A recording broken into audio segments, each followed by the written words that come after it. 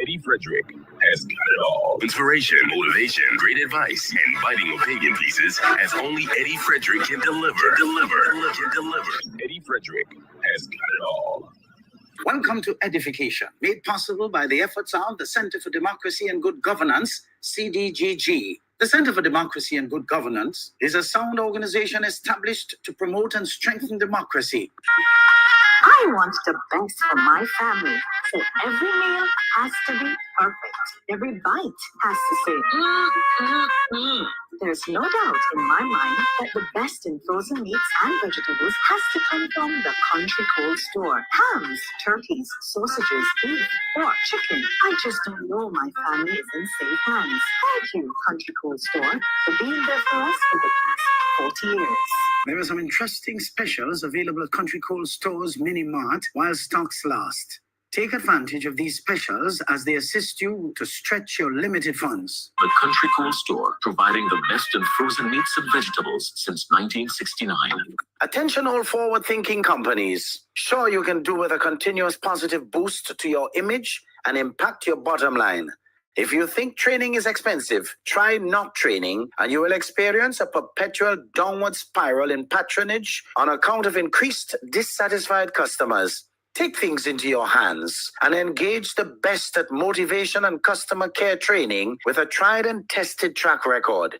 Visit www.efrederick.com now and learn how you can change the atmosphere in your business and improve the customer experience for everyone who does business with you. Spice Island Beach Resort and Belmont Estate are two such local entities of world renown that have benefited tremendously from ongoing customer care, social skills, and motivation training. Training changes everything for the better for any business and every team member. Enhance employee performance through increased awareness and passion for the job at hand. Greater potential in your workforce awaits you through engaged, high-energy training that works. Log on now, www.efrederick.com. Eddie Frederick has got it all.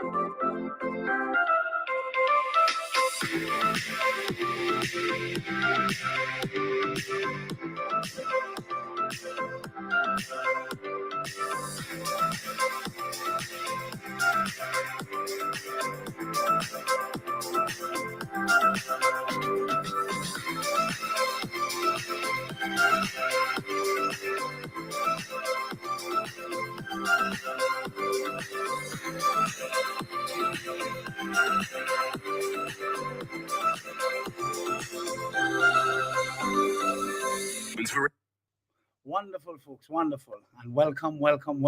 It's a plum-pleasing pleasure to be with you again. I live for Sundays. Folks, welcome to Edification 253, our weekly webinar in which so much learning takes place. I always believe that if one life, we could be, I don't know what to say really, because the truth is, it is already prescribed that if by us being alive, we have impacted just one other person, just one, positively that is, our purpose on earth has been fulfilled. You see, this gone week, I hardly went out, and the very few places I visited, I was blessed to meet up with genuine people who actually thanked me for my public role. Imagine a proper man who happens, I would say, to be a pastor, was actually among them. I give God the praise always, folks. You see, as the first month of the year marches on to a close, we are now left with 5 more days left before February, our Independence Month, sets in.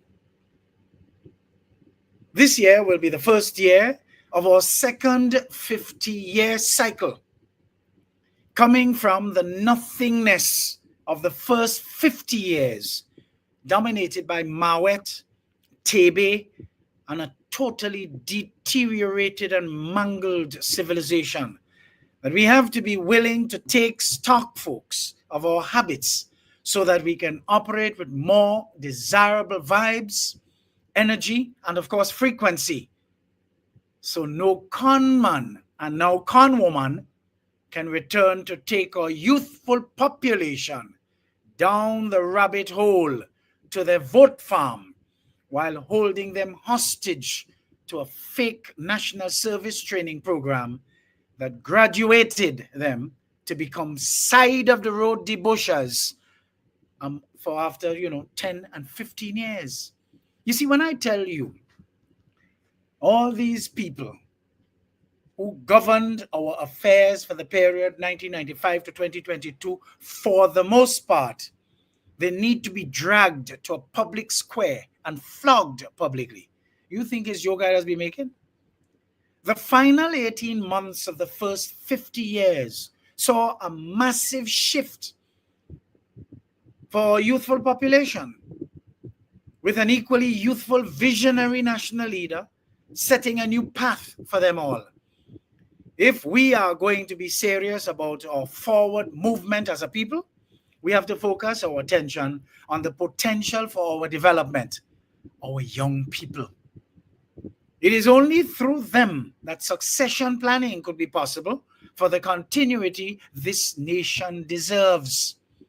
We need to continually say good riddance to all those who took our nation's youth for a foolish ride over such an extended period, leaving them totally maimed and mangled for the most part. Goodly folks, as soon as you come into the room today, you know what to do. Share the live, comment, like, love, and just interact as you usually do. Great to be with you once again. Great to be in the land of the living, above ground and breathing. Our angel number today, of course, is 253. This number is a combination of the powerful energies of 2, 5, and 3. In numerology, the number 2 represents partnerships, balance, and harmony, while the number 5 signifies change, transformation, and of course, adventure. The number 3 represents creativity, joy, and self-expression. So when these numbers come together to form 253, you can expect big changes and a need for balance in our lives with absolutely no turning back, folks. Absolutely no turning back. I believe strongly, folks, that Albert Einstein was darn certain of what he spoke when he said, 3 great forces rule the world: stupidity, fear, and greed. And of course, that informs our topic today. 3 great forces around us: stupidity, fear, and greed. So let's get an expanded view of this and make it relevant to the local situation right here in Grenada.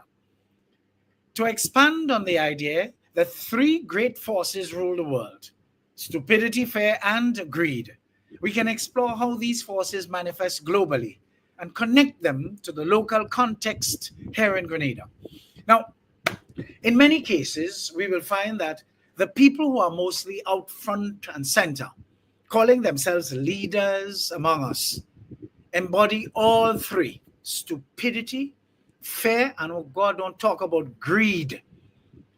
Here's a broader interpretation with relevance to the nation's socio-economic and cultural realities, as mangled by those who we just got rid of.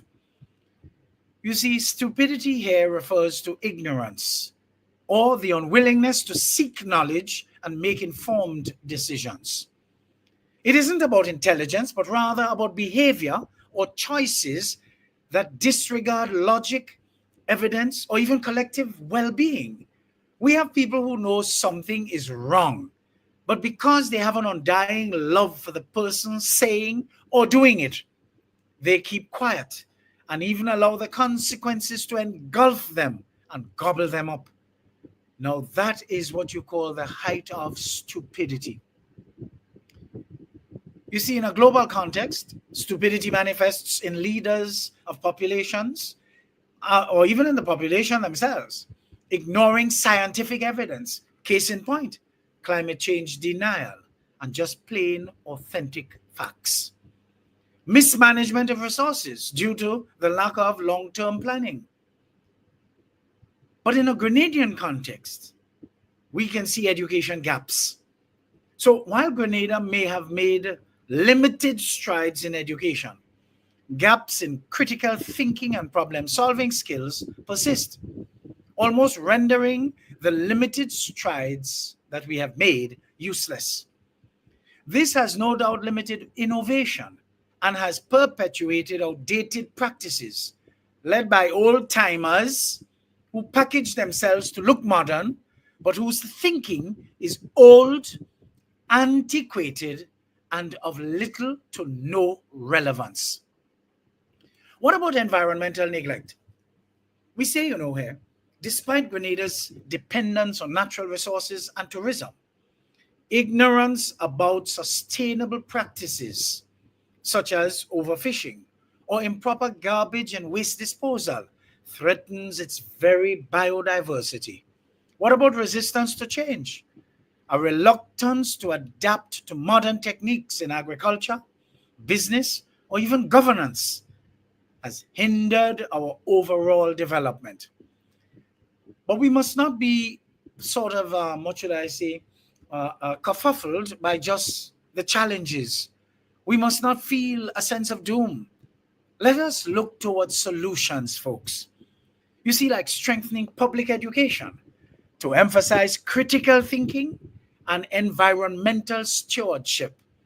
Community programs that promote awareness and participation in decision-making processes, giving our people an opportunity to grab a larger vision of themselves. You see, there is a second area that we must look at in this, issue of these three, problems and challenges that we face in the world today, which of course is stupidity, fear, and greed. You see, in the case of fear, which is used most times as a tool for control, fear can unify people in crises. During our revolution of March 13th, 1979, its subsequent crash, October 19th, 1983, Hurricane Ivan and Emily, Hurricanes Ivan and Emily, 2004, 2005, COVID of 2020 to 2022 for the most part, and of course, the recent passage of Hurricane Beryl. But that same fear has been used to exploit people.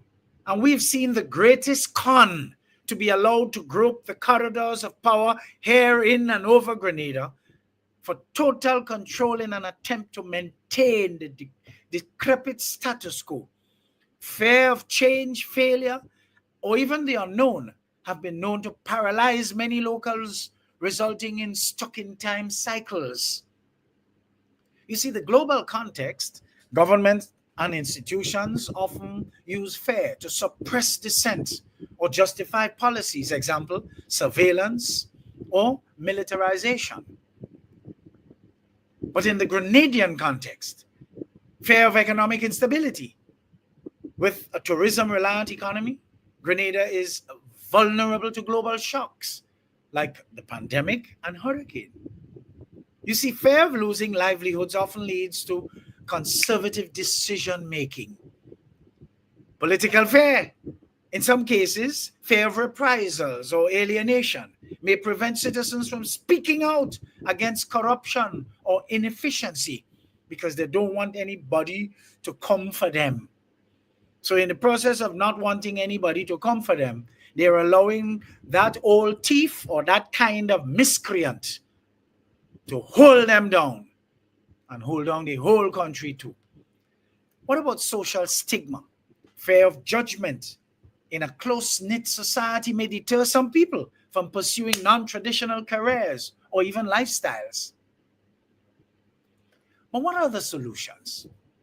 Strengthening social safety nets to reduce economic vulnerability.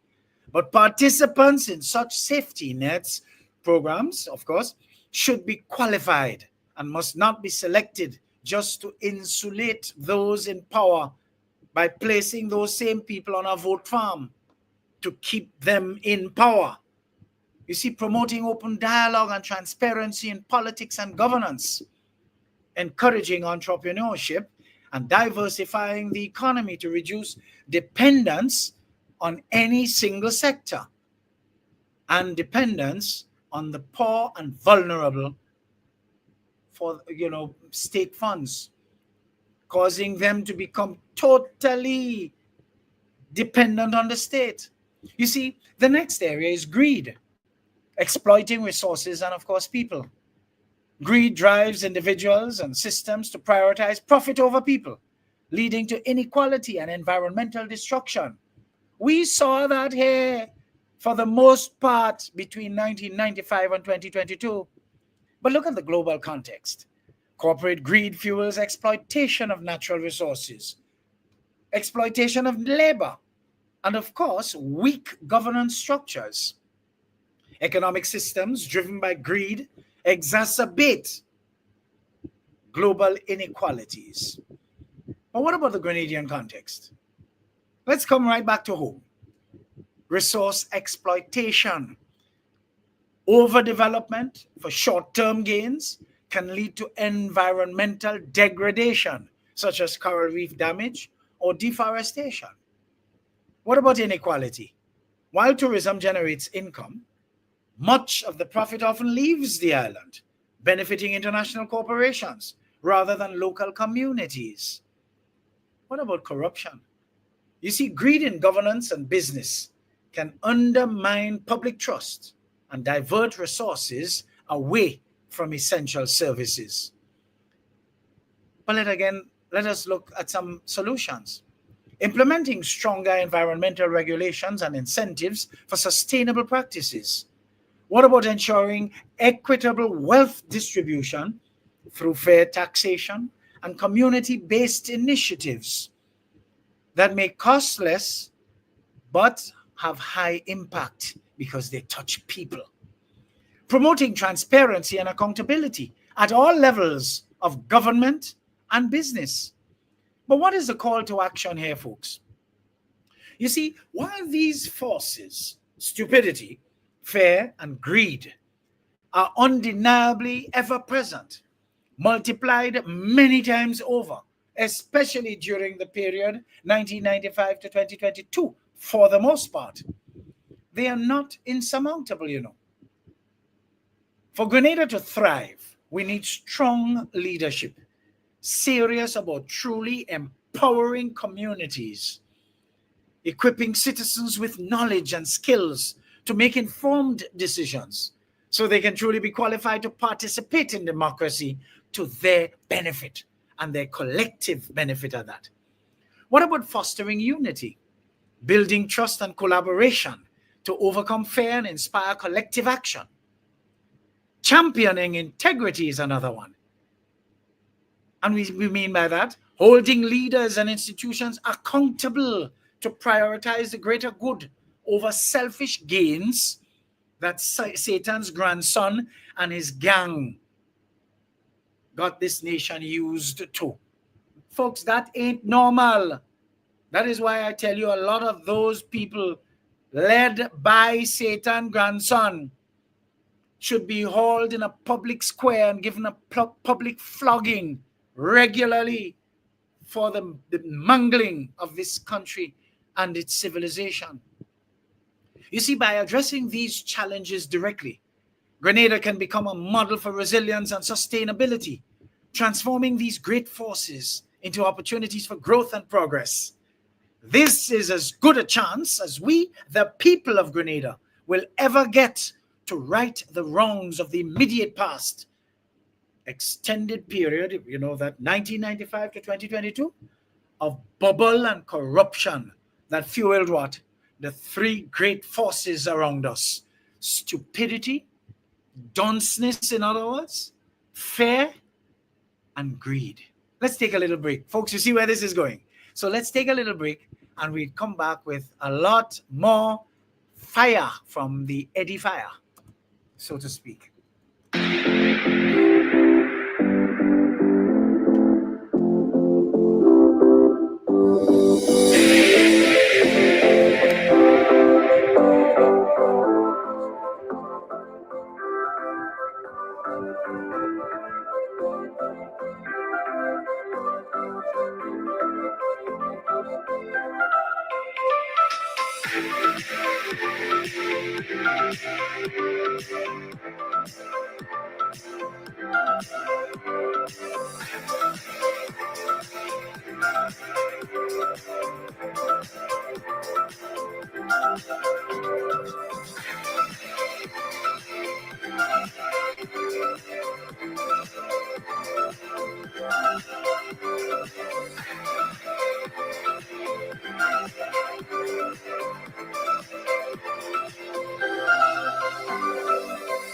Eddie Frederick has got it all. Inspiration, motivation, great advice, and biting opinion pieces as only Eddie Frederick can deliver. Eddie Frederick has got it all. This is Edification, made possible by the efforts of the Center for Democracy and Good Governance, CDGG. The strength of views and opinions expressed during edification are not necessarily a reflection or representation of the sponsors and/or affiliates of this program.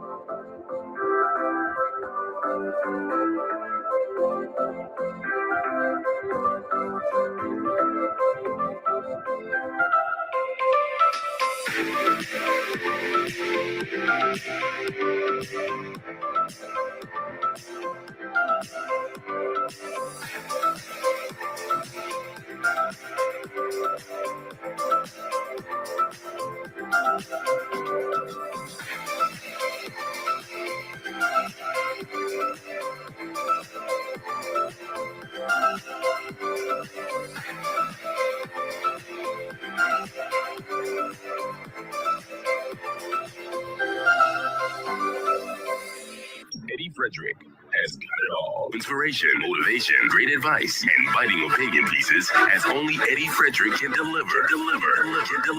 Eddie Frederick has got it all. Wonderful, folks, wonderful. And welcome back. For those of you just joining, I'd like to say what a plumb pleasing pleasure it is to have you in the room today so that you can get your 253rd edition of Edification right here and live and direct.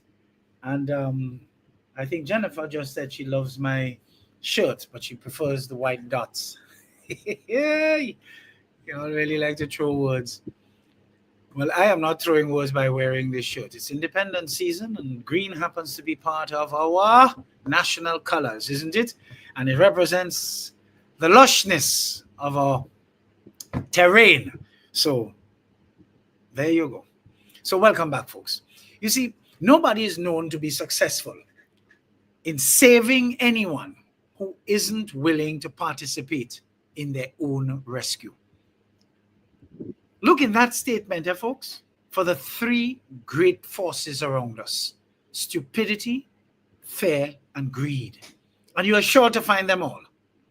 In this statement, you can't save anyone who isn't willing to participate in their own rescue, highlights the essential truth that personal effort and willingness are crucial for meaningful change and/or recovery. You see, not fear, not stupidity, not greed. No. No matter how much help or support is offered, a person must be actively involved in their own growth, healing, or improvement for it to be successful. I recently saw a post made by Alvis Kojo. Something that I had to jump in and agree with as follows is, unquote, you're a bold individual to wake up broke and just lay there, unquote. I'm going to put it in the comment section here for you, a la him, because he's the one who said it. But I think you really and truly have to be bold to get up. And we have a lot of people who are like that in this here country. They get up in the morning, they're broke to teeth, but they will not get up and do something about it. And they feel complaining is doing something about it.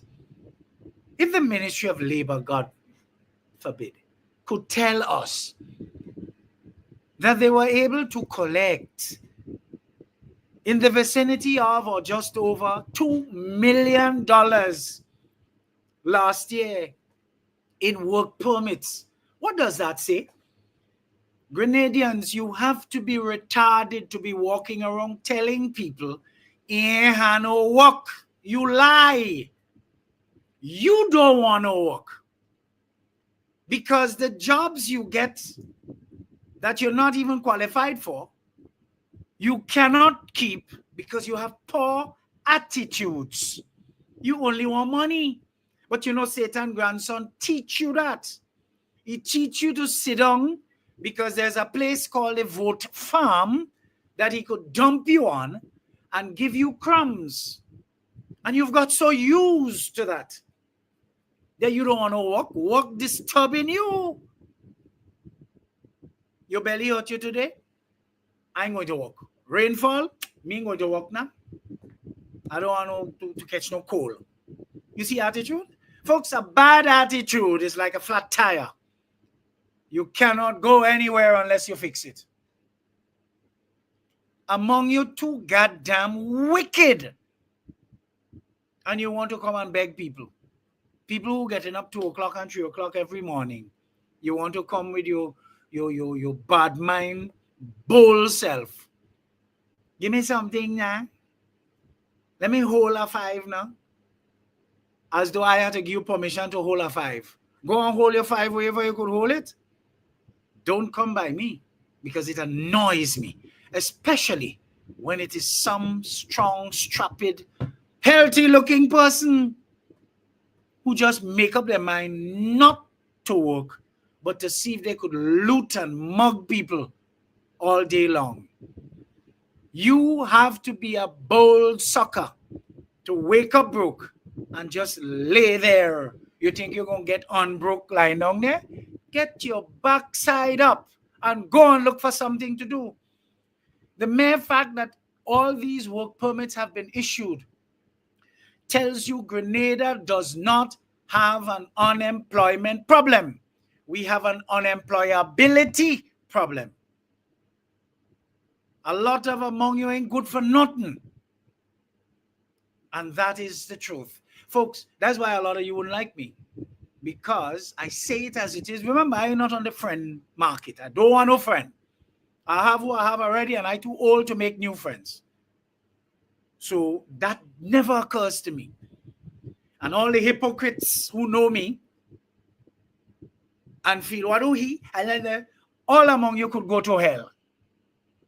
Because I am a sugar in my pan, or because I have a shilling in my hand. And I don't give a damn. Folks, I know that. You see, you have to be real bold to lay there knowing you're broke and getting up and going and hustle and harass hardworking people. Come on, folks. That is the kind of nonsense that used to go on by vote farm residents during the period 1995 to 2022 for the most part. I tell among you already, take your Sene and your Mistalba and whatnot and purge, because there are things for you to do. There are opportunities for you to get involved in to change your mental psyche. There are certain things we as a society collective must do in order to change this mental construct. You see, True transformation requires active participation. So what does that mean? This here speaks to the importance of personal responsibility, folks. We need to own our own problems. The person must acknowledge that they need help or that a problem exists. Without this first step, any external efforts may be futile. What about action-oriented mindset? Rescue is not a passive process. It demands action, commitment, and even effort from the individual in need. What's the point of you going to rescue somebody and as soon as you finish, they go back exactly where you just rescued them from? That not making no sense. You see, a person struggling with addiction must take deliberate steps, seeking treatment, resisting temptation, and following a recovery plan. A person allergic to work or honesty in general must either excuse themselves from society and desist from being parasites to others. Go about your business. Go from here. What about accountability? You see, when individuals participate in their own rescue, they take ownership of their journey, which fosters lasting growth because you know what they say. When someone carries their own water, they will never spill a drop. Isn't that interesting? We have children who were brought up in a different environment to the environment a lot of us were brought up in. And we are working hell hard to provide for them. We even having discourse with them too, you know. And we see them wasting the water they never drugged. You see, a lot of people don't know how sweet honey really is because they have nothing to compare it with. They do not know the actual taste of vinegar. So in not knowing the taste of vinegar, they take honey and its sweetness for granted. You see, the limitations of external help, folks. While support systems are crucial, their effectiveness depends on the individual's openness to receiving and utilizing that support. Dependency without change. You see, someone unwilling to help themselves may come to rely solely on others, creating a cycle of dependence rather than progress. Wasted energy. You see, constantly trying to save someone who resists change can drain the rescuer, leading to frustration, burnout, or strained relationships. I usually take a different turn, since at this mature stage of my life, I have no time to waste. You should do the same. If you reach out to help and you see the help is being resisted, look for somebody else to help or go about your business, please. What about lack of results? External help, no matter how well-intentioned, cannot create sustainable change without internal motivation and deep-rooted inspiration. You see, psychological barriers to participation. There are many reasons why someone might resist participating in their own rescue. What about denial? They may not believe that they need help or may even downplay the severity of their situation. They may even not be at the level of maturity to understand that time is fleeting, and if they do not take action now, they could be cut off and lose all hope. What about fear? You see, change often feels daunting, and fear of failure, judgment, or even the unknown can paralyze a person. Fear of having their business all over the place by people, who love to take credit for helping others could be a daunting factor also. And we have a lot of people like that. They give you an exercise book, you see them taking a picture with you, receiving the exercise book. They don't know how to help in private. Because we are all a community, folks. Victim mentality. You see, some people become comfortable in their struggles, seeing themselves as victims and expecting others to solve their problems. Too many people love pity parties to be thrown for them. They enjoy the attention. What about lack of self-belief? Oh God, and we have a lot of that here in Grenada. You could just watch somebody and see that they have no belief in themselves. What does that mean? No confidence, no self-esteem, no larger vision. They might feel unworthy or incapable of improvement, leading, of course, to total inaction. People with low self-confidence seem all too popular around these parts here in Grenada. What about empowerment versus enabling? Helping someone participate in their own rescue requires striking a balance between support and accountability, which is only possible with boundaries, folks. But let's just look at empowerment. Offer encouragement, tools, and resources to help them take the first steps towards change. Empowerment fosters independence and confidence, which in turn breed glee once the right momentum is developed. What about avoiding enabling?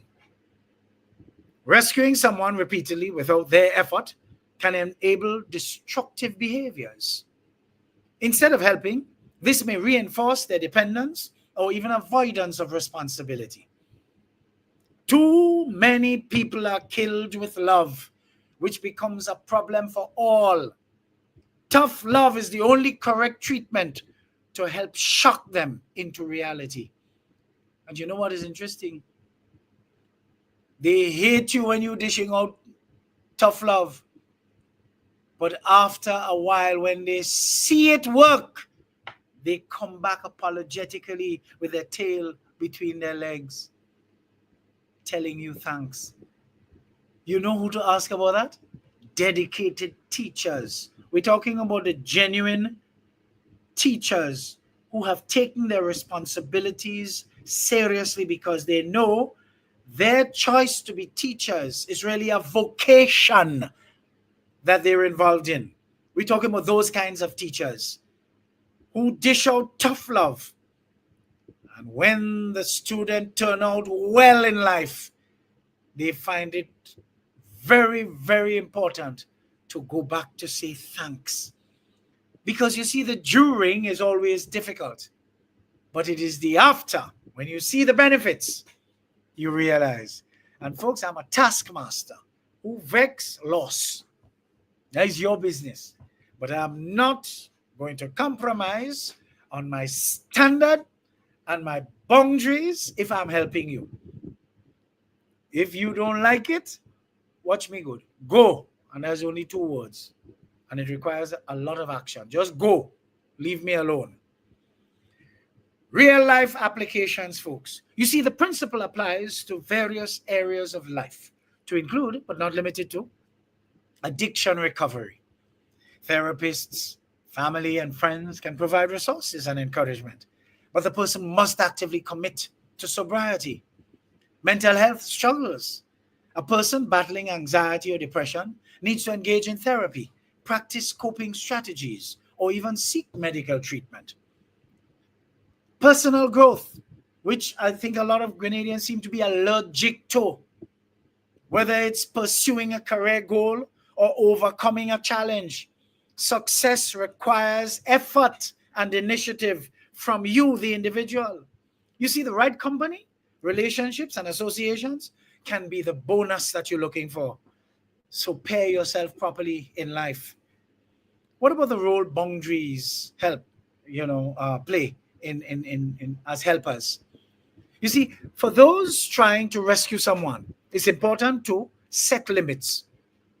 Recognize when your help is no longer productive or when it's time to let go and run if you must. Avoid guilt. You don't have to feel guilty. Understand that you cannot control someone else's choices, and their unwillingness to change is not your failure. In the same way, of course, when I speak, I always tell people, I am not responsible for how you interpret what I say. You're on your own. That's your business. Prioritize self-care, folks. Helping others should not come at the expense of your own well-being. Hell to the no. But you see the power of willingness, folks? The power of willingness is very, very important. Participation in one's own rescue unlocks the potential for real, lasting change. Transformation is active, folks. Transformation is evolutionary. The word change must not be used interchangeably with transformation, because transformation denotes a process. Change can be abrupt. Transformation is a collaborative process between external support and personal and internal effort. Willingness, folks, leads to empowerment. When someone takes an active role in their rescue, they begin to see their own strength, they begin to build resilience, and they begin to create sustainable solutions. Encouragement is built up exponentially, so they keep on track. You see, simply put, a lot of people feel that that sexy word empowerment is convoluted. Oh no, it simply means, folks, knowing what you have to do and doing it without having to be told. You are self-motivated. That's why you are empowered. You see the statement, you can't save somebody who isn't willing to participate in their own rescue, is a powerful reminder of the limits of external help and the critical role of personal effort in overcoming challenges. You see, while support and guidance are valuable, true rescue requires the individual's willingness to take action, face discomfort, and invest in their own journey. As much as we may want to save others, lasting change only begins from within. It would be instructive for various political organizations to have members who can focus on these positive pearls and thoughts to get their members, their people, their party followers moving in the right direction, instead of sitting in wait as vultures to gobble them up as tools to be used for their own selfish climb to the top. All this time, giving life to the three great forces around us: stupidity, fear, and greed. Folks, I tell you, there's a lot more where that came from. Stay tuned. Taking a little break here, and we'll come back with a lot more fire from the Eddie Fire.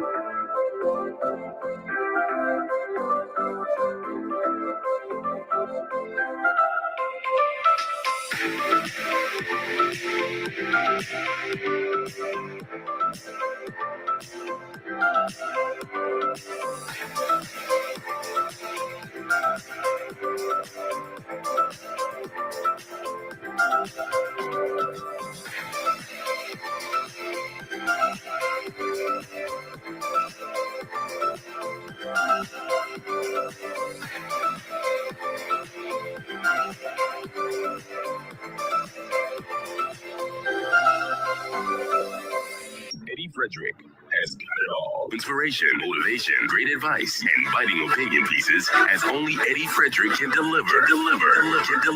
Eddie Frederick has got it all. This is Edification, made possible by the efforts of the Center for Democracy and Good Governance, CDGG. The strength of views and opinions expressed during edification are not necessarily a reflection or representation of the sponsors and/or affiliates of this program.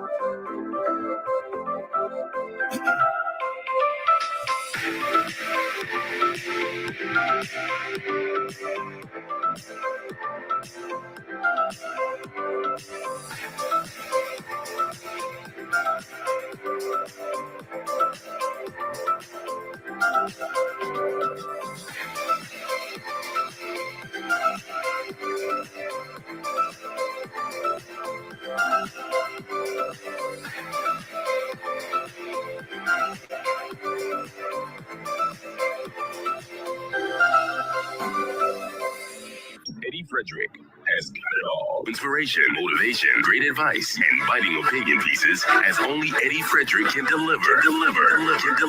Eddie Frederick has got it all. Lord, oh Lord, oh Lord. You see me laughing here. I'm just looking at a one-liner that Jeanette Farray. Jeanette Farray, my dear. I trust you're doing well. Hey, Papa, first thing I see. So Eddie shot we. Mind your business. Leave my shirt alone is mine. I own my shirt. It's part of the national colors. Green with my polka dot. A matter of fact, this year is polka dot year. So you're going to see a lot of these colors coming out. Oh yes, got a shipment recently. Hello. Welcome back, folks. And for those of you just joining, you know what to do. Come on, share the live, share the live, share the live. And let's get more people in the room so that they can be truly edified on this wonderful, bright Sunday. I think it's, the third or the fourth Sunday of, I believe it's the third. No, it's actually the fourth Sunday of 2025. Oh, look at speed already that the year is going with. So welcome back. Why has our world become a place where people are proud of what they should be ashamed of? Somebody could answer that? Why? You see, this speaks volumes about people's value system and how they were actually socialized. I recently saw this statement as a post on social media and marveled at it because, while it is unfortunate, it is so goddamn true. Fake has become real, and real scoffed at and dismissed ab initio. The faker one is, the more people gravitate towards them. The realer, if that is a word, one is, oh Jesus, is the more people avoid them like the plague. The story is told of this young man, even though he is 1 year over the legal age where serving him an alcoholic beverage is not a problem for the law. And I must add, the law that was never enforced, or is never enforced. The environment in which he was, and being a student in uniform, caused the server of drinks at that particular place to deny him his choice of beverage, which was, of course, alcoholic. Guess what? The young man was mad, got offended that he had to tell the woman worth his mother off. This is a telltale sign of course, his extremely poor level of socialization. Not to mention lack of critical thinking, doesn't know his place, is not situationally aware, nor is he able to analyze and process. Yet for all, he is at a tertiary level education institution and would make a big to-do about being denied an alcoholic beverage of his choice on such occasion, you want to hear? Put on by a church. Could you imagine that, folks? This situation was indeed salvageable, as I am one who really believe that if people knew better, they would indeed do better. After being corrected and sequentially explained to why he was denied, he agreed that he was wrong. And you know what? He acted as the adult he first was not. He actually apologized. Of course, he learned something very good there. You see, the observation that our world seems to have become a place where people are proud of things they should be ashamed of speaks to a deeper cultural, psychological, and societal shift. It is a critique of how values, accountability, and self-awareness have transformed over time. Let's explore this phenomenon critically here today. You see, in earlier societies, shame was a powerful social mechanism for regulating behavior. It reinforced community values and discouraged actions deemed harmful or unethical. Today, however, morality has become more subjective. With cultural relativism, what is right or wrong varies widely between groups, and collective standards of shame have weakened. A young woman exposing herself on social media Such action is met with excitement and yearning by her contemporaries, male as well as female, with a desire for who's next and what's next. Whereas people my age would cringe. And if such young lady is our relative, we would want to hide our head in shame. Some of us may even attract a stroke over the worry of our feeling disgraced.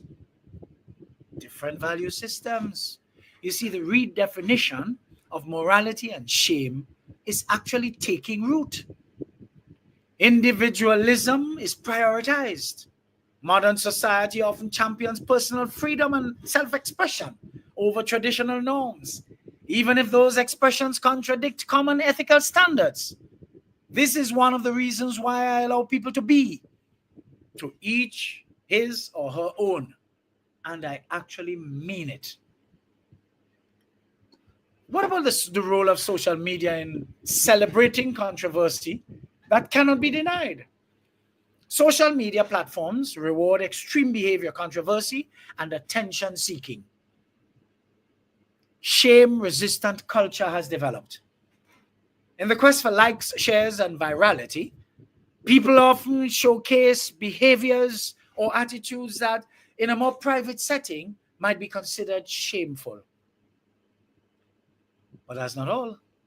Normalization of harmful behavior and behaviors, repeated exposure of unethical and questionable actions on social media can desensitize people, making these behaviors seem normal or even aspirational.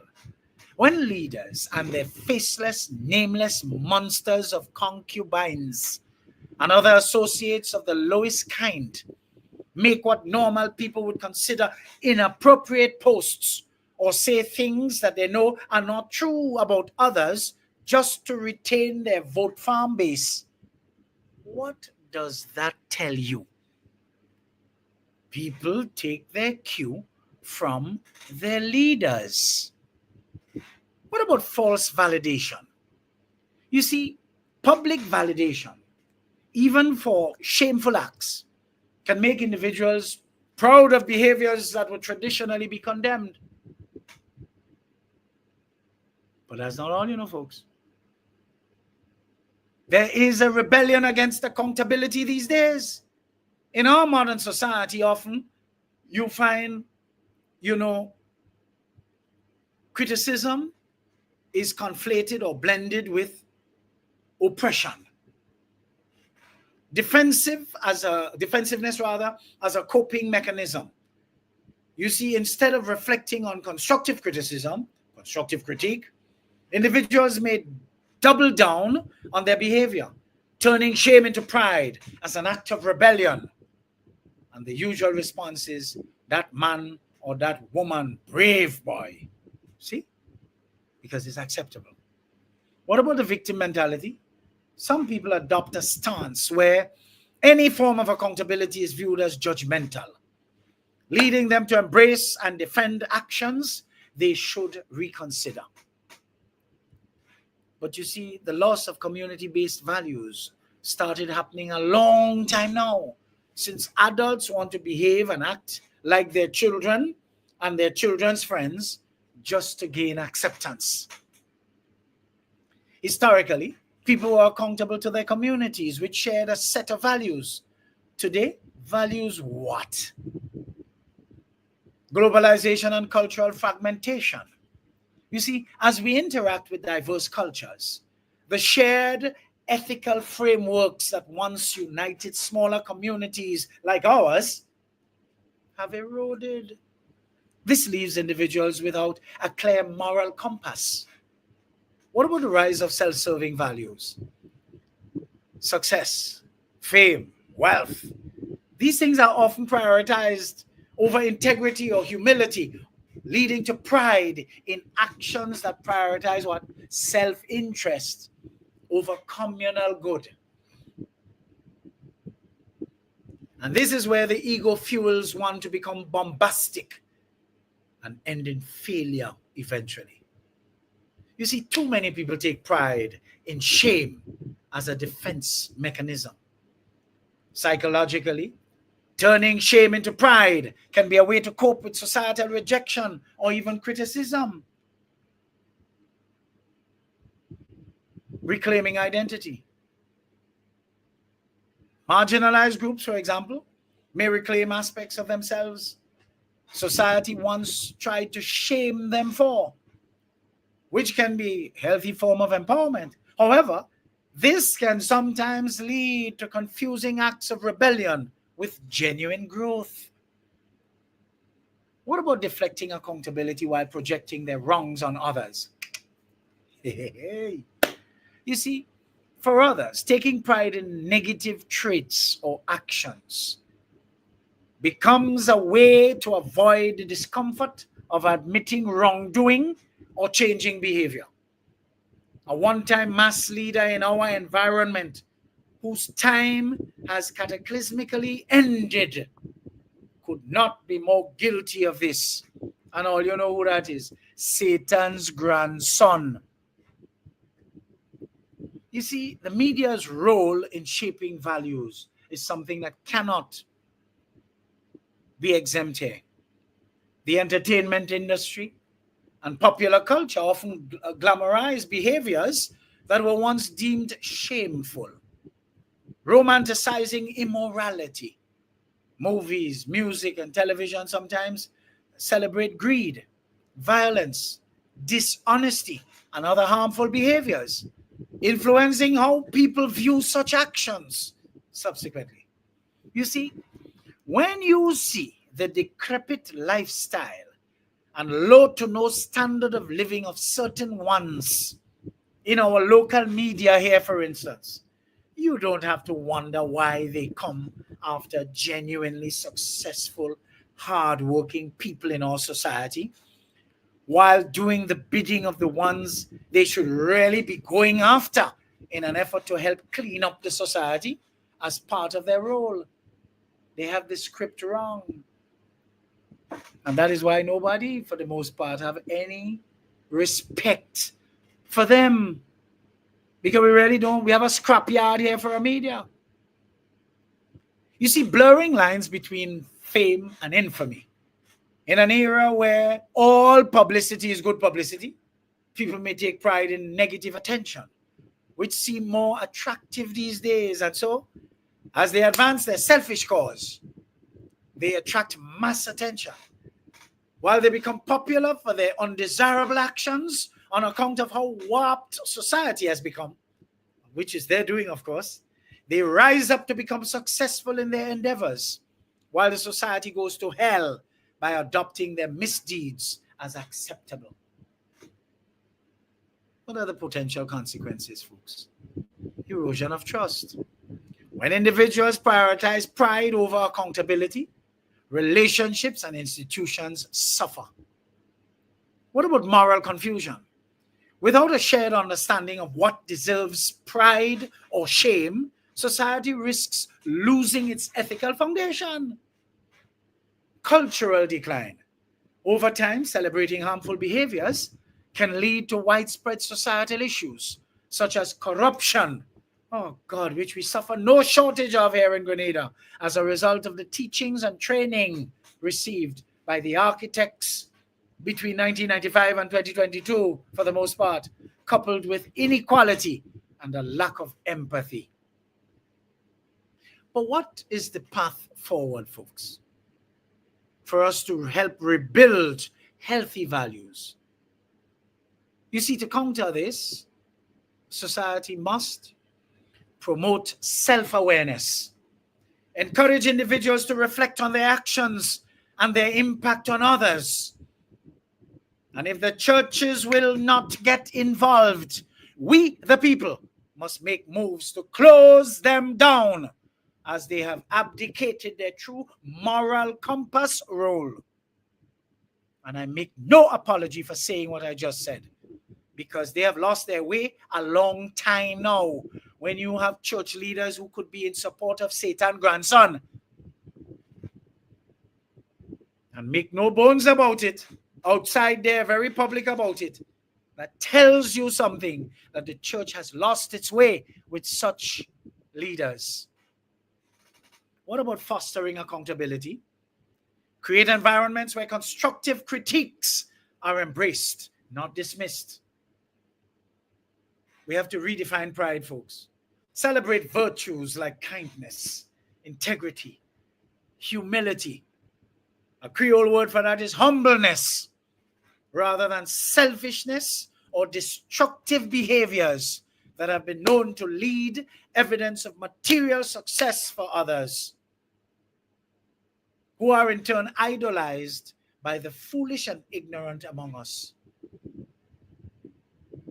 You have people seeing known thieves and crooks who have amassed a lot of material evidence of looking good, doing well, and will tell you they're smart. They're not smart. They just ain't get catch yet. Smart is when you do the right thing.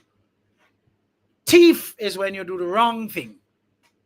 And you must call them by their right name. So we have to redefine pride. What about leveraging media responsibility?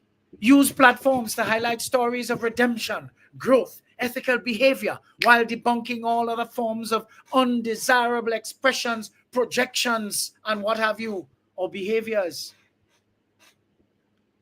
Educate our people on critical thinking.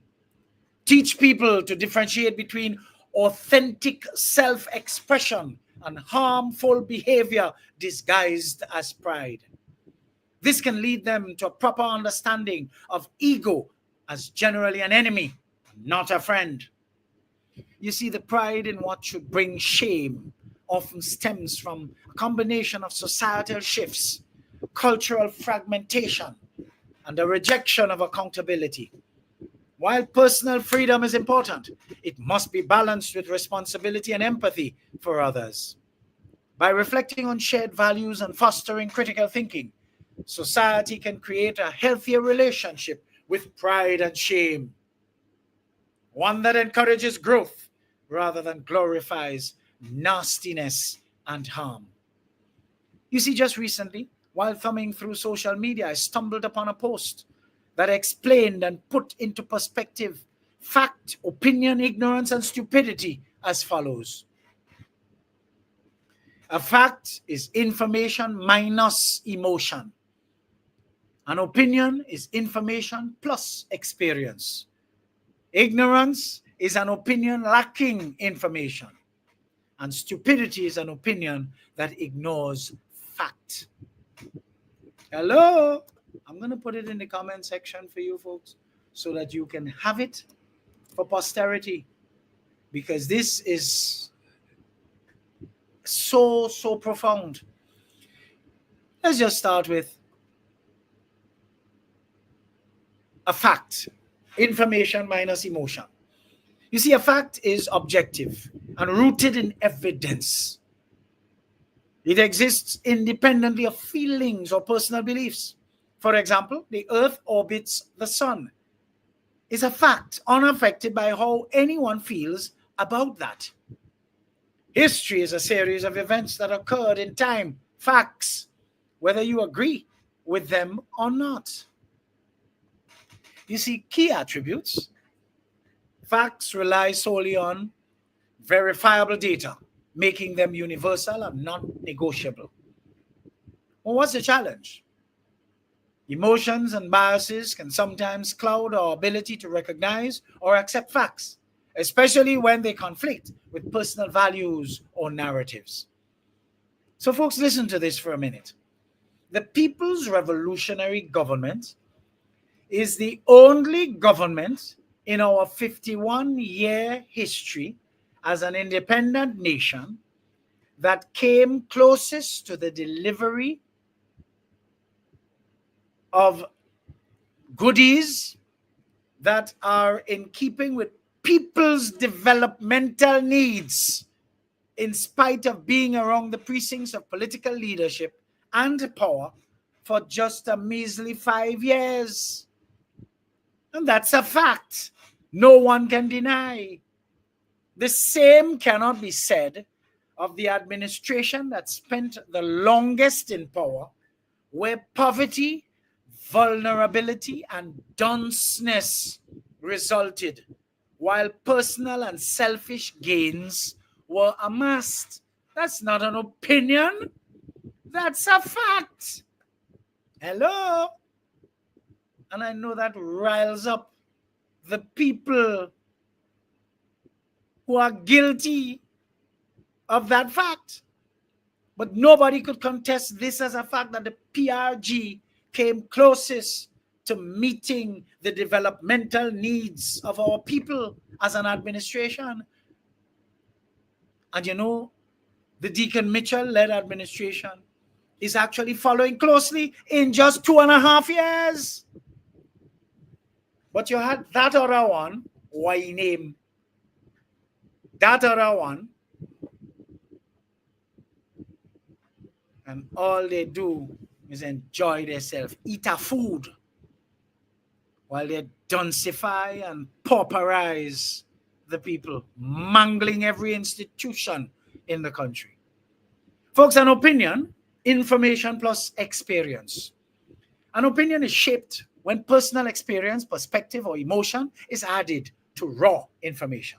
For instance, I think summers are the best season. Is an opinion influenced by someone's positive experiences with warm weather. A person who saw nothing wrong with not wanting to work and could sit back and depend on the state to deliver to him or her a monthly check, however small, will tell you that was the best time of their life. Key attribute: opinions are subjective, varied, and often valuable because they bring context and diversity to discussions. But what's the challenge? Opinions are not facts. And conflating or blending the two can lead to misunderstandings.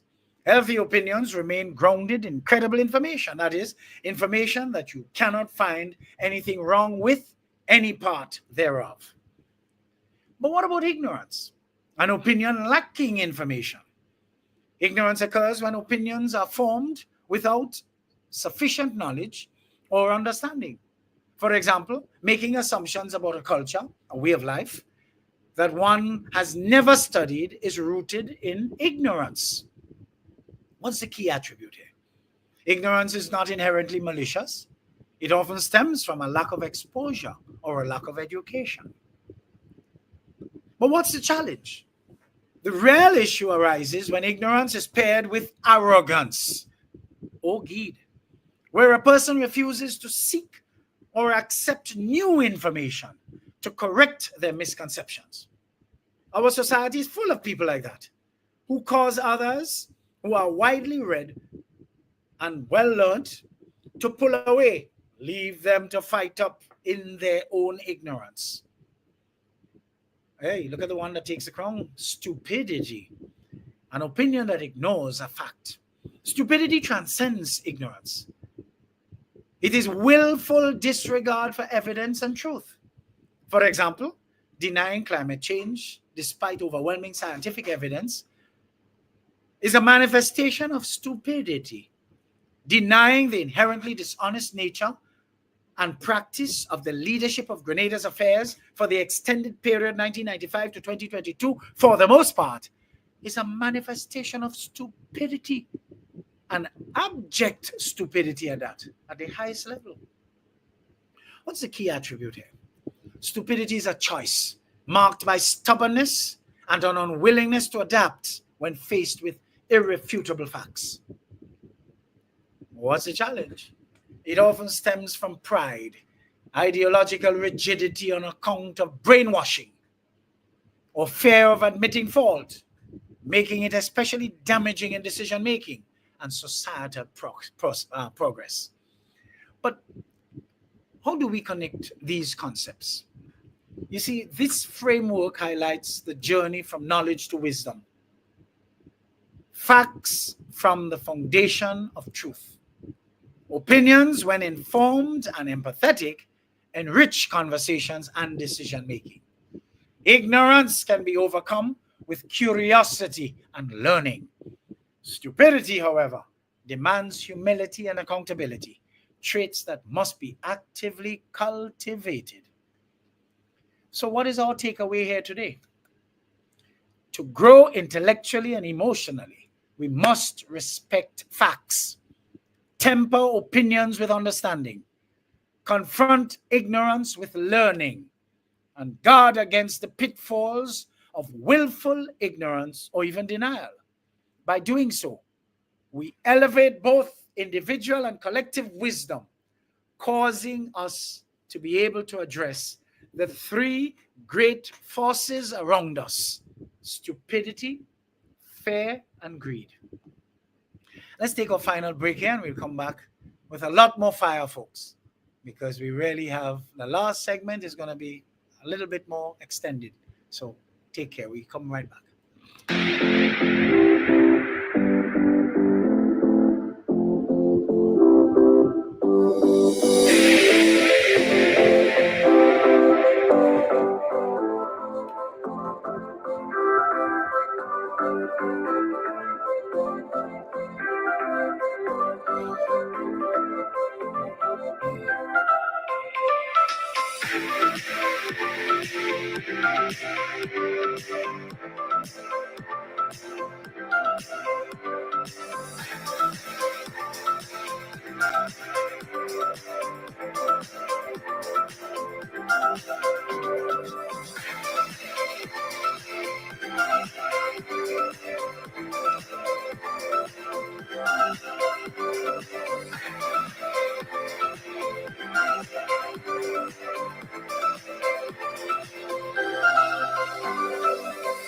Eddie Frederick has got it all. Inspiration, motivation, great advice, and biting opinion pieces as only Eddie Frederick can deliver. Eddie Frederick has got it all. This is Edification, made possible by the efforts of the Center for Democracy and Good Governance, CDGG. The strength of views and opinions expressed during edification are not necessarily a reflection or representation of the sponsors and/or affiliates of this program.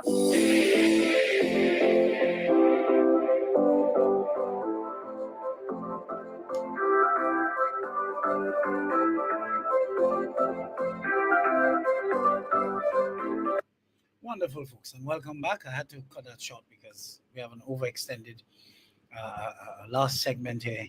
So any little minute we get will help. Apart from that, I just saw a post here, a comment from Anna Chetram. I honestly don't know how much the government can do to reverse some of the recklessness, illiteracy, and ignorance of today's youth. Well, it's not just the youth. The youth learned it from somewhere. Where did it come from? You never see some ignorant, illiterate, and stupid older people too? That's where they get it from, because some of them make children, So it's really a vicious cycle, folks. It's a vicious cycle. Apart from that, I remember going somewhere and doing a motivational training program. Well, not going, I hadn't done it yet. I was asked to have a discussion on it. And when I heard the plethora of challenges that particular workplace was faced with, I had to tell the chairman and managing director, and of course the management team of that particular entity. There was about 3 or 4 of them. I say chairman to glorify it, but really the owner manager. He's really the person owning and managing, and his management team, 4 of them. I had to tell them, I do training, social skills development. I don't do surgery. Because what you've explained there to me sounds like a lot of your people need surgery, and I don't do surgery. Because the societal problems are inherent. Look at the post yesterday. They've just fixed and paved the Clark's Court Bay Road. And somebody with a traxcavator with these metal, whatever it is, rollers, just literally scarred the entire road. And they've just paved it. Now, these are things that should be traveling on a flatbed truck. Then you have these oversized SL trucks all over the place with either a backfill or gravel or sand. These trucks by themselves are too heavy for certain communities in which contractors decide to use these kind of trucks.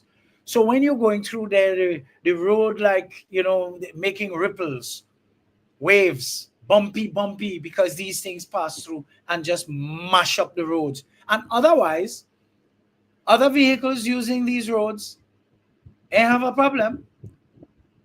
Good? Folks, we need to enforce the rules and the laws. We need to hold people accountable.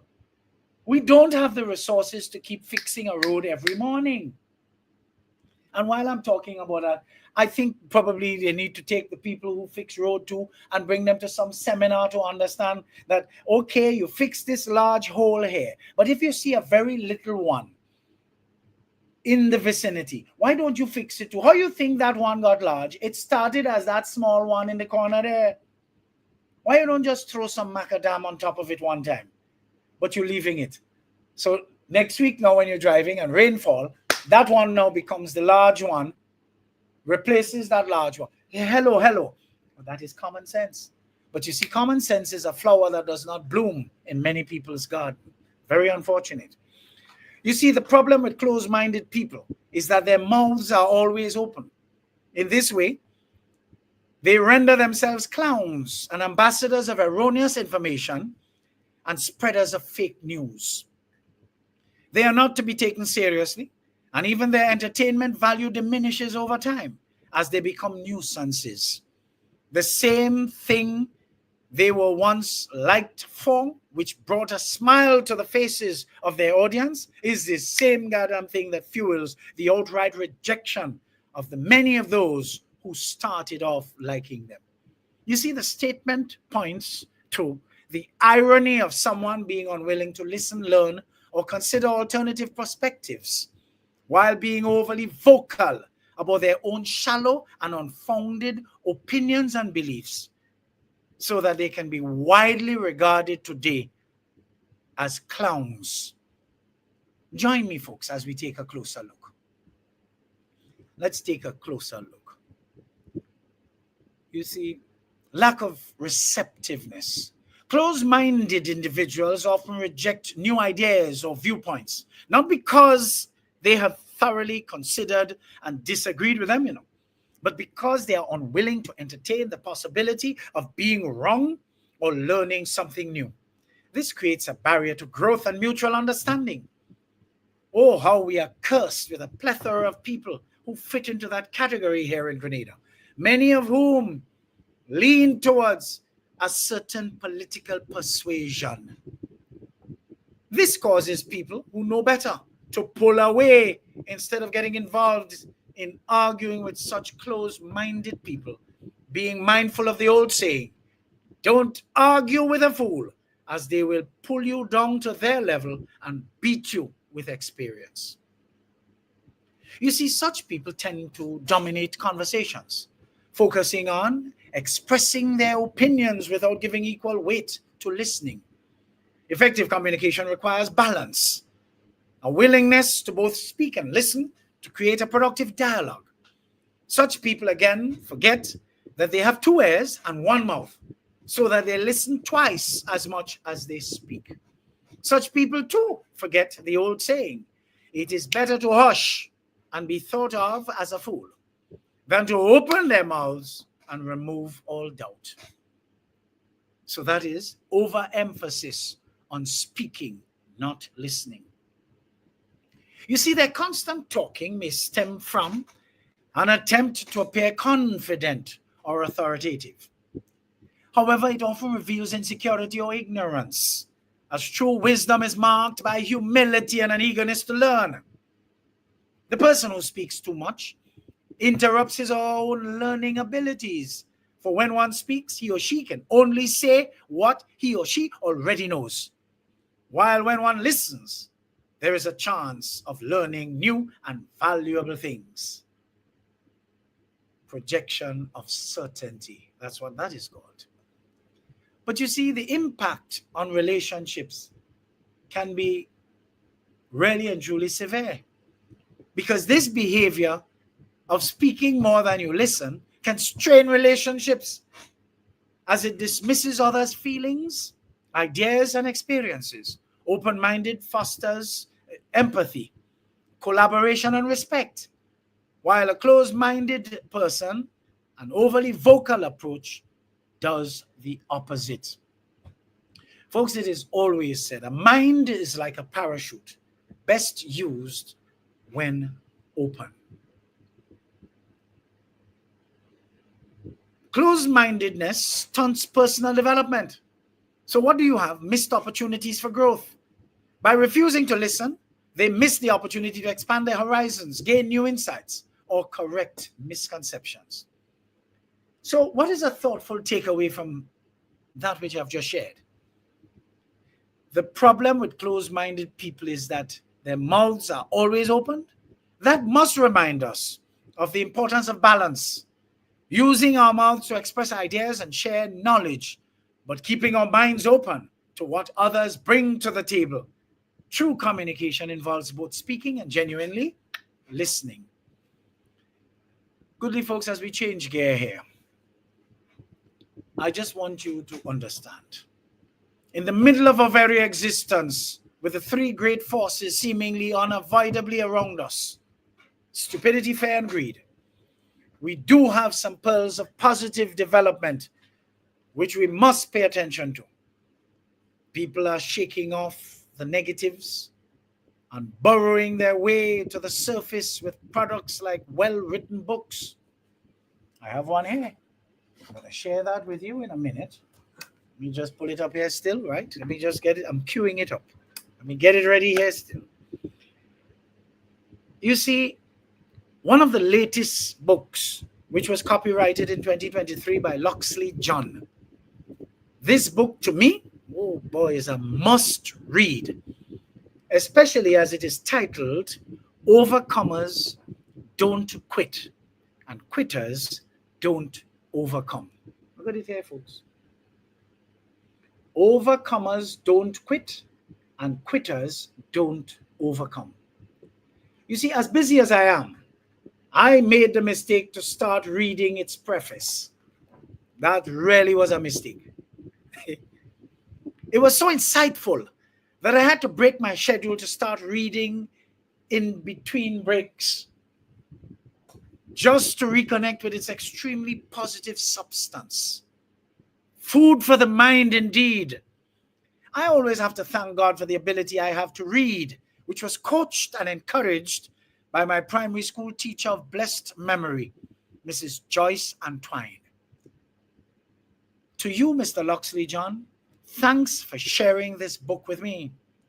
As a listener to my programs and online follower, you have gleaned the true essence of who I am, and your book is no doubt an enhancer of my interest, intellect, and knowledge base. I take this opportunity to wish you the blessings of the universe, to strengthen and nourish you, to continue to be such a bright light in this often dark world of ours. Folks, go out and get your copy. I have no clue where it is sold, but I can tell you, I am sure if you search for it on Amazon, like you search for everything else, you are sure to find it. Or look up Loxley John, Loxley John, on Facebook and message him. Message him. Overcomers don't quit, and quitters don't overcome. Just remember that for me, please.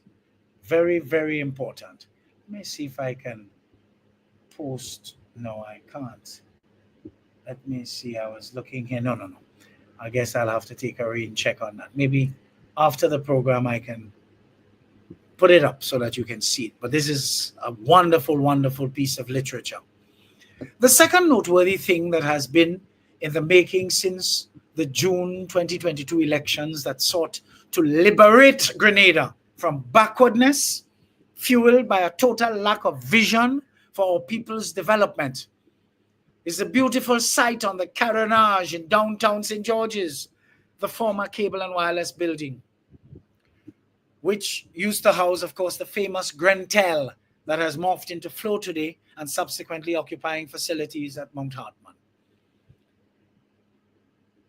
You see, that building on the Carenage has ignited the vision of the transformative administration of Prime Minister Deacon Mitchell, the decent Mitchell.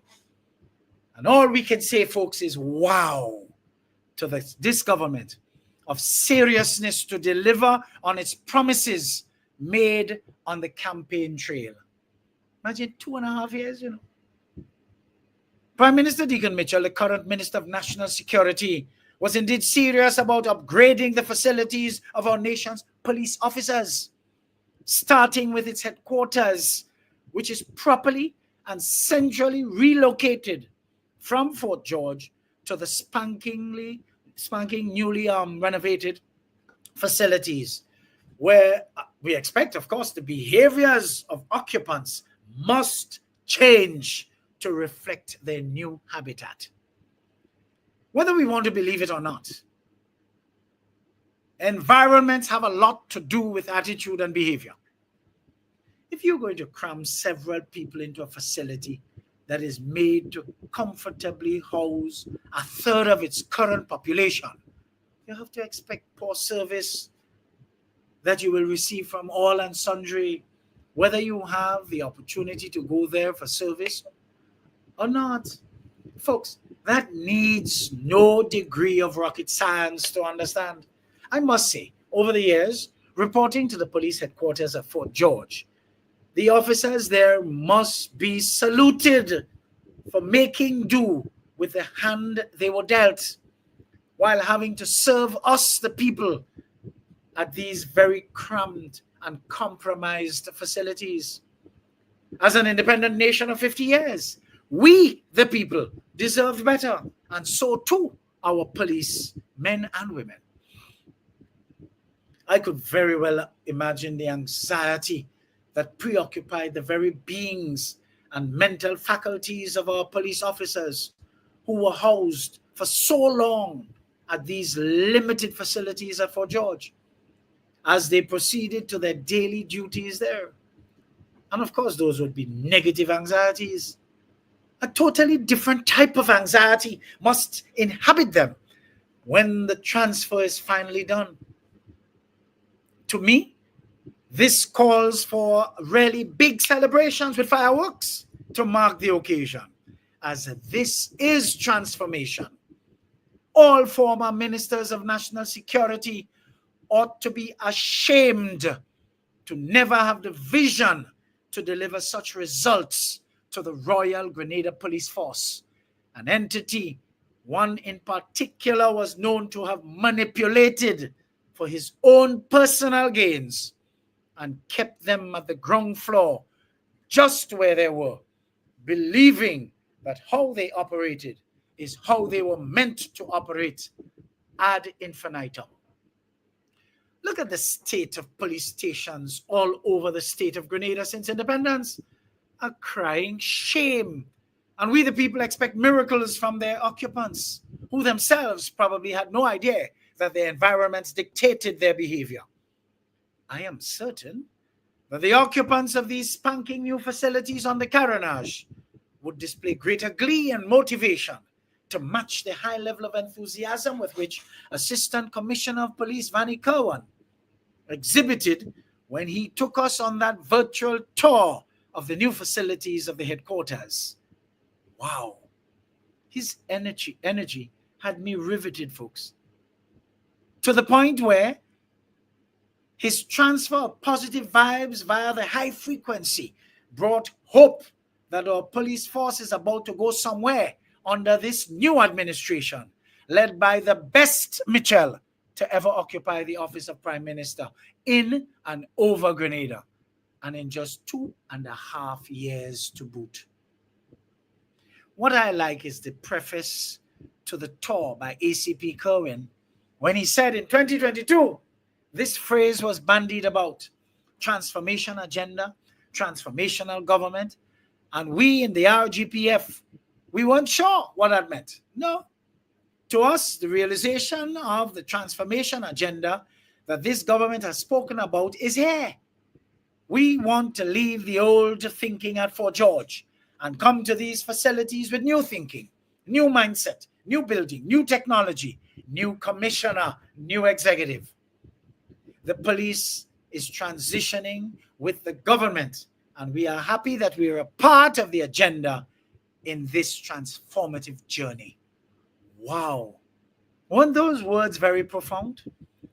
Folks, join me in expression of your glee and patriotic pride and fervor for this feat for security forces, which must come at a price indeed, just looking at the visible results.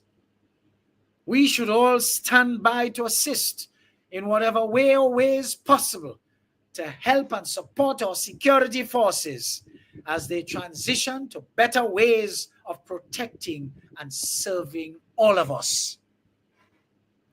Hail to the Deacon Mitchell-led NDC administration for all its achievements in such a short space of time, in spite of the negative projections of the gutter snipes who seek to pour cold water on everything they do just because they lacked imagination and vision to do anything good for Grenada and Grenadians over the extended period they were in the driver's seat, having received 3 absolute mandates and squandered them all. Imagine an administration, you give them 3 full mandates and left the nation mangled with a plethora of dunceness, poverty, and vulnerability, and a people who clearly do not want to work but sit back and receive handouts from the state. Join me, folks, in saluting the Deacon Mitchell administration for moving miles away from that modus operandi. Hip, hip, hip, hooray to them. Hip, hip, hip, hooray to them. Hip, hip, hip, hooray. On another positive note, I visited the LL Ramdani and Company Limited fabric store, the department near the Deluxe Cinema in Grenville. All I can say is wow to their consistency when it comes to having the goods to deliver and the complimentary service to match. I was able to meet the entire team, to include 2 Ramdanis, Lydia and Lois, and of course taken to meet Mr. Leslie Ramdani thereafter. It was so nice to meet them under one roof. Such a wonderful family. So helpful and warm with their interactions. People like that deserve my cash for their goods and services. People like that deserve your cash for their goods and services.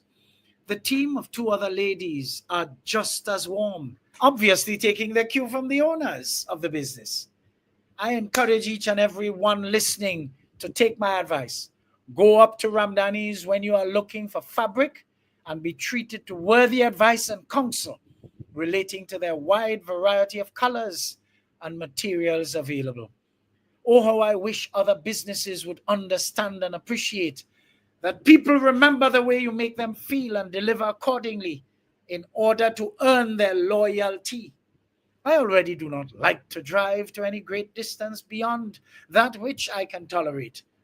And 2 places I do not mind driving to go to outside of my limits are Belmont Estate and Ramdani's. Congratulations to Team Ramdani's at the fabric store in Grenville proper. First, greed fueled by covetousness, jealousy, and envy in the mix of extremely poor socialization and exposure seem to be adding to the dynamics of people's dishonesty of late. Of course, this makes their dishonesty 10 times worse.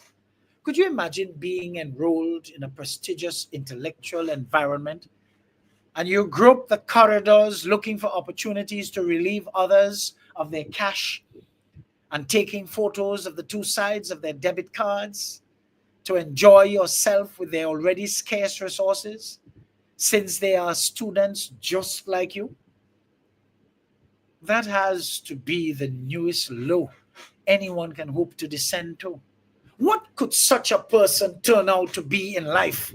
If such an element were to complete his or her education at the bachelor's, master's, or even medical doctor level, such a person could only be a thief. And of course, a thieving professional.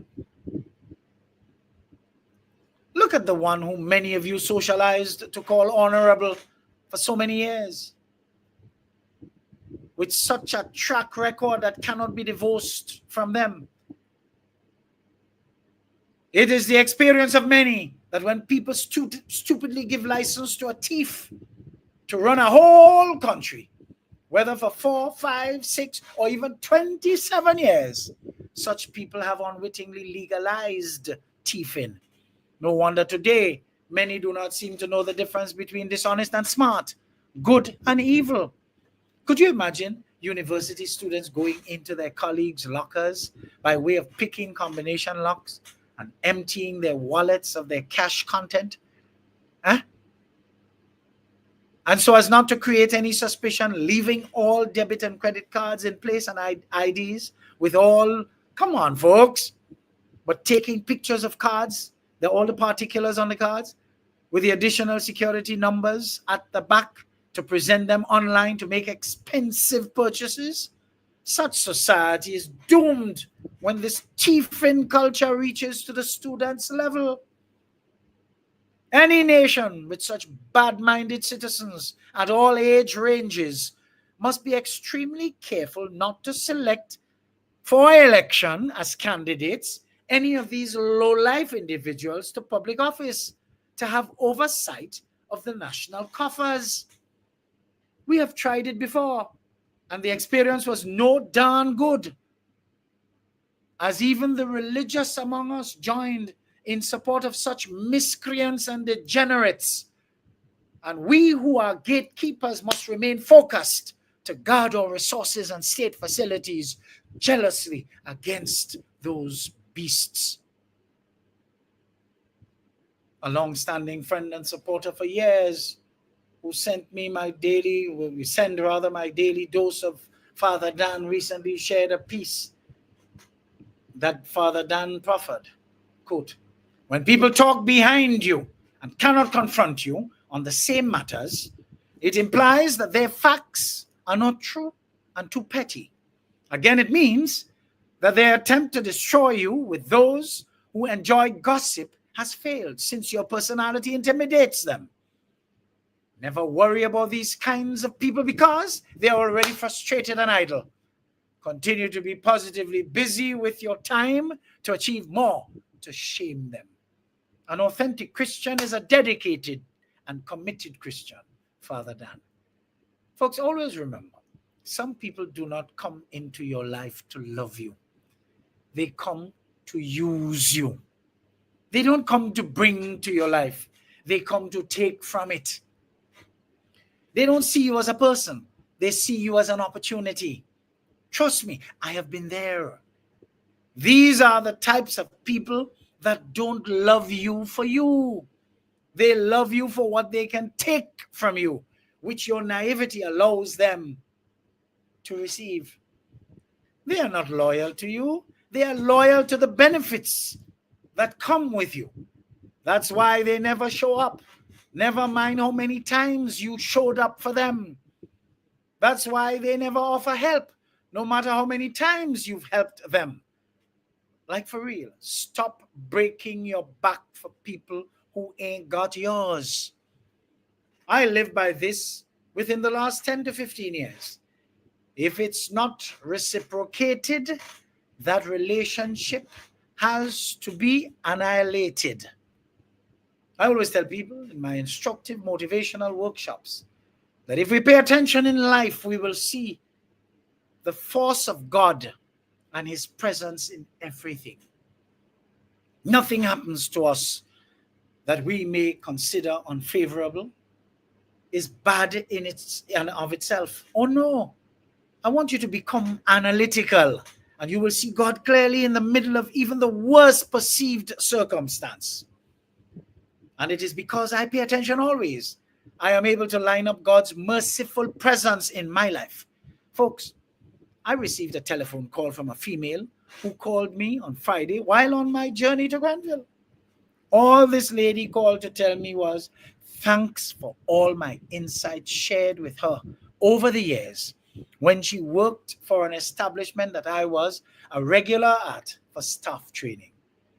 She said to me that she now lives in England, and never a day would pass when she would not find herself using some of the valuable pearls she learned from me over the years. All I could have said to her in return, lady, join me in giving God the praise for his blessings so that you could have received of the gifts he blessed me with to share. I could not believe that that was all the lady called me to tell me. That put me on a high for the rest of the day, folks. But if I thought that was all, joke I was making. I stopped off on my way down at another establishment to see if they had a particular product that I could not get in St. George's, only to find the owner of that establishment calling his son in astonishment. Hey, boy, come. Look who just walked in here. The son and his wife almost dropped to the floor in surprise. Mr. Eddie, you would never believe this. But just moments ago, we were talking about you and wondering where you were physically, whether in Grenada or overseas. And here you are. If it were not for you, I wonder if you remember, I would not have my 2 degrees today. Do you remember making a call from your office years ago when you were located at the top of Market Hill, Lucas Street, Church Street, in that area? I came to you and you pointed me in a certain direction after making a few calls. And from that day to now, I was able, with your assistance, to enroll in EDDIE and complete my bachelor's in international business at no cost to my struggling parents back then. And because I did well, subsequently moving on to do my master's at London School of Economics, prestige. I am so glad to meet you today, the same day. And just moments ago when I mentioned your name, wow, you have to be blessed indeed. Needless to say, folks, I was able to get the product I wanted at that location. And after a fight to pay for it, which of course I lost, I left with the product. Imagine the son himself took money from his wallet and paid for the product for me, asking me if I needed anything else. And it was not so cheap. Folks, I returned home on a high. Even though I had a lunch appointment and I had to go to, and I was planning to go straight, I say, you see me, let me break up this thing, because this high that I'm on in this car here, I might have an accident. So let me go home and take a little come up for air. I kept very quiet after to savor the feeling of genuine love and appreciation before joining an extremely close friend for lunch at a premium facility where I spent the rest of the afternoon appropriately. Friday last was a heavenly day, folks. No matter what anyone may say, as long as you are not God or anyone in my life or my dog who I care deeply about, you have wasted your time and your sound. So said Joshua Selman, that enlightened Nigerian preacher. And I approve that message. Do you have that energy, that level of energy and courage? Many times when you are focused, you will find you have to walk alone. And I'm prepared to do that. Matter of fact, I've been doing that for a long time and enjoying the journey. But at the right time, your reward and blessings will show up. This is when you know that you are definitely not absorbed by the 3 great forces around us: stupidity, fear, and greed. Folks, I'm in, I'm out, and I'm gone. Thank you for joining. Continue to share. See you next week at the same time, same place, for more extraordinary programming. Until then, stay safe, stay well. Remain vigilant and stay lifted. Stay focused too. Don't be derailed. You can find me on Facebook, Instagram, LinkedIn, Twitter, and YouTube. Just type in my name, Edward or Eddie Frederick. As I always say, no goddamn fake name. Edward or Eddie Frederick. You know who you're dealing with. Subscribe, like, and share. And be prepared to receive your mental multivitamins as straight up as I deliver them. See you next week, God willing, for more edifying stuff on these weekly webinars. Edification. Folks, peace and blessings to you all. Have a productive week. And may God continue to guide you. Remember this book, folks. Remember this book. Overcomers don't quit. Quitters don't overcome. Don't quit. Loxley John. Good? Loxley John. So get it right. All the very best. Take great care of your wonderful selves.